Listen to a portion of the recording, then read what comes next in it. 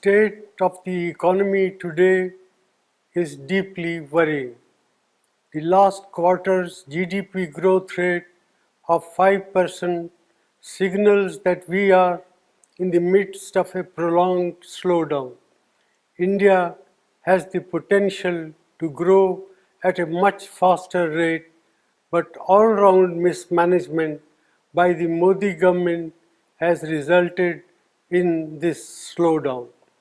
It is particularly distressing that the manufacturing sector's growth is tottering at 0.6%.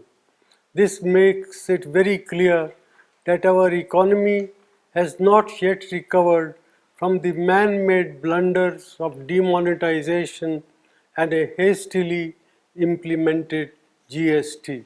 Domestic demand is depressed and consumption growth is at an 18-month low.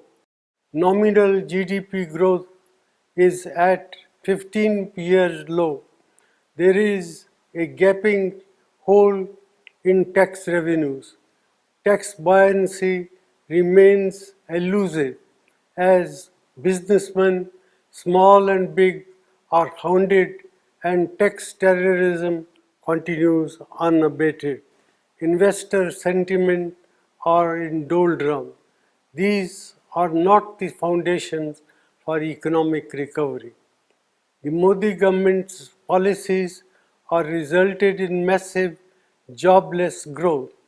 More than 3.5 lakh jobs have been lost in the automobile sector alone.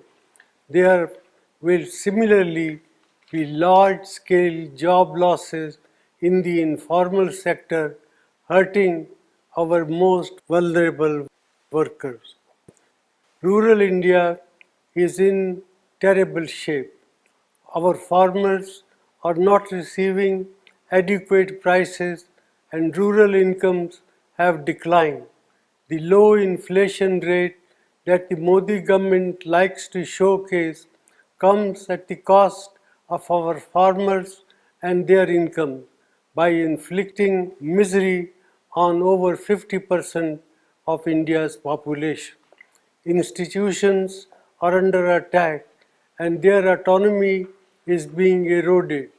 The resilience of the Reserve Bank will be tested after its record transfer of rupees 1.76 lakh crores to the government, which claims that it does not have a plan on what it will do with this windfall.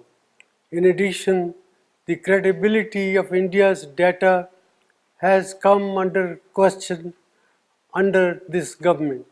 Budget announcements and rollbacks have shaken the confidence of international investors. India has not been able to increase the exports to take advantage of opportunities that have arisen in global trade due to geopolitical realignment. Such is the state of economic management under the Modi government. Our youth, our farmers and our farm workers, entrepreneurs and the marginalized sections deserve better. India cannot afford to continue down this path. Therefore, I urge the government to put aside vendetta politics and reach out to all sane voices and thinking mind to steer our economy out of this man-made crisis.